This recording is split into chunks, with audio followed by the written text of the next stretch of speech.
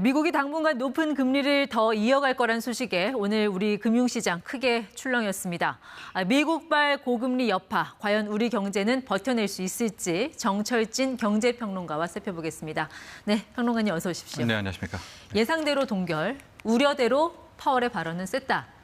그러니까 추가 금리 인상 남아있다라는 거죠, 그 가능성이. 그렇습니다. 그럴 가능성이 현재로서 매우 높다 이렇게 볼 수 있겠는데요. 연준이 이렇게 FOMC를 할 때 3, 6, 9, 12 분기별로 점도표라는 것들을 통해서 향후 로드맵을 우리에게 전해줍니다. 네. 이게 꼭 강제성, 구속력이 있는 것은 아니지만 이 점도표를 통해서 우리가 향후 방향성을 알 수 있지 않습니까? 네. 저 점도표라는 건 뭐냐? 저 회의에 참가했던 19명의 위원들이 점을 찍어서 네. 나는 어떻게 할 거야? 향후 금리는 어떻게 될 거야? 라는 것을 알려주는 건데요. 예.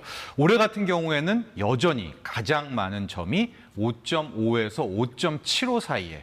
그러니까 현재가 5.5니까 네. 한 번 더 올릴 거야. 라는 위원들이 많았다라는 것.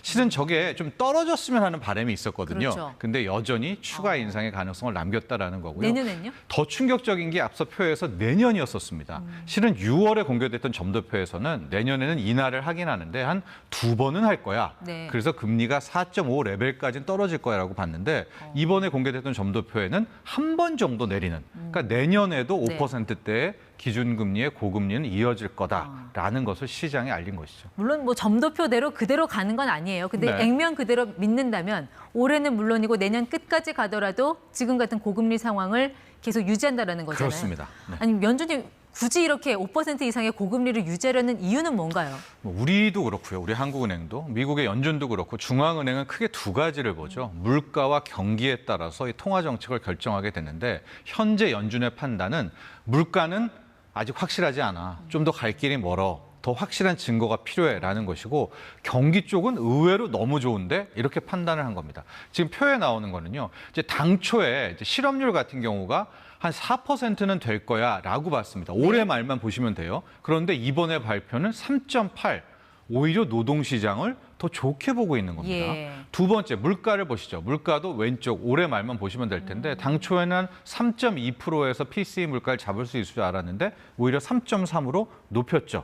저게 아마 최근에 유가 상승이 반영됐을 겁니다. 예. 그리고 마지막 경제 성장률도 올해 한 1%일 거야라고 했는데 저게 좀 놀라운데요. 2%대까지도 경제 성장률을 상향 조정했습니다. 그러니까 현재 연준의 판단은 물가는 덜 잡힌 상태에서 이렇게 시장은 오히려 타이트하게 좋아진다면 그러면 긴축적인 자세를 멈출 수가 없다. 이런 판단이었던 거죠. 그러니까 내년부터 금리를 빠르게 내릴 거라는 시장의 좀 기대감이 완전히 그 전망이 좀 틀어져 버린 거잖아요. 그렇습니다. 실제로 파월이 또 긴축에 대한 의지를 분명히 저렇게 네. 밝히기도 했고요. 네. 그럼 앞으로 금리 인하에 대한 기대감 그냥 접어야 되는 겁니까?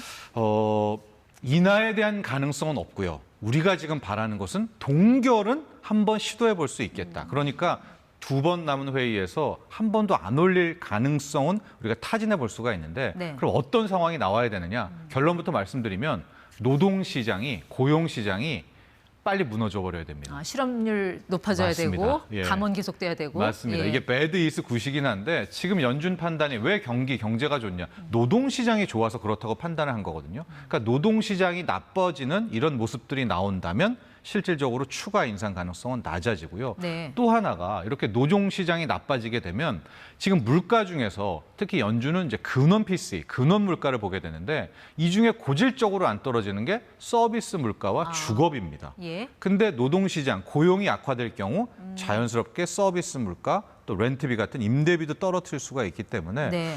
이제 한 번 안 올리고 동결로 쭉 갈 수 있는 가능성, 요인 뭐야라고 하면 앞으로 노동, 이 네. 고용 지표를 계속 보고 이게 참 역설적이긴 한데 좀 나빠지기를 바라야 될 것 같습니다. 근데 지금 같은 고금리 상황이 뭐 6개월 이상 지속이 된다고 하면 그 미국에서도 왜 부채 끌어다 쓰는 기업들 많잖아요. 네. 이런 기업들 계속 이거 버틸 수 있을까요? 현재로서는 상당히 힘든 게요. 미국은 이제 우리도 그렇고요. 기준금리라는 게 있고 시장금리라는 게 있는데 미국 같은 경우에는 지금 기준금리가 5.5인데 네. 시장금리라고 할 수 있는 10년물 금리는 그동안에 4%대 뭐 초반 4%도 안 됐었습니다. 이 차이는 왜냐? 앞으로 연준은 금리 못 올려라는 가능성 때문에 시장금리가 낮아졌는데 어제 오늘 새벽 이후로 야, 연준이 더 올릴 수 있잖아라고 하면서 시장 금리가 지금 팍 튀어 올랐거든요. 어느 정도까지 올랐어요? 지금 미국 국채 10년물을 보면 4.4, 지금 직전에 보니까 4.5까지도 트라이 하려고 하고 있는데요. 예. 이렇게 시장 금리가 다시 올라가고 있고 이런 상황이 내년까지 이어진다면 글쎄요. 미국 경제도 쉽게 연착륙 내지는 네. 뭐 경기 침체가 없다 이렇게 말하기도 힘든 레벨이죠. 그 정도 시장 금리면 SB 파산 때 그때 그보다 금리하고 그거보다 높은 네, 거잖아요. 그렇습니다. 예. 일단 근데 어쨌든 기준금리가 동결로 잠깐 멈춰섰으니 그럼 다른 나라들 통화 정책에는 조금 숨통이 트이는 겁니까? 조금 전에 영국의 중앙은행, 영란은행 같은 경우에도 동결을 하기는 했는데요. 그 다음, 이제 다음 달에 있을 우리의 한국은행의 결정에는 좀 퀘스천 마크, 물음표가 찍히게 됩니다. 왜냐하면 실질적으로 기준금리만 봐도 우리는 3.5, 미국은 5.5, 2%포인트 격차가 났잖아요. 근데 그럼에도 불구하고 달러가 그동안 안 빠져나갔던 이유는 기준금리가 아니라 시장금리 차원을 보고 우리 한국에 남아 있었거든요. 예. 왜냐하면 기준금리는 이렇게 벌어졌지만 시중금리는 시장금리라고 하죠. 이 채권금리는 미국이랑 우리랑 거의 비슷해요. 예. 그러니까 달러가 안 빠져나가기 시작을 했는데 만에 하나 이제 본격적으로 미국의 시장금리 그걸 대표하는 게 10년물 국채금리거든요. 네. 이게 치솟기 시작을 한다면 이제 우리나라에 있었던 뭐 달러 자금은 다시 미국으로 빠져나갈 수밖에 없죠. 예. 지금 표에서 10년물 국채금리가 나오고 있는데 저거 이제 작년이었었죠. 이제 올 연초만 해도 한 3%대였었는데 이게 4.2, 4.4 레벨을 했고요. 네. 2022년에 비해서는 훨씬 1%대에서 쭉 올랐었던 것을 네. 확인할 수가 있는데 저게 앞으로 더 올라가는지 마는지가 관건이고 저게 치솟는다면 한국은행도 금리 인상을 할 수밖에 없을 겁니다. 네, 오늘 우리 금융시장에 가장 영향을 준 것도 역시 FOMC 이슈였습니다. 지금 같은 고금리 강달러가 주식시장엔 결국 좋은 뉴스가 아니잖아요. 네. 주가는 떨어지고 환율은 크게 올랐습니다. 자, 앞으로 또 추가 금리 인상 가능성이 남아있는 상황. 우리 정부의 이 상저하고 전망은 어떻게 되는 겁니까, 그러면?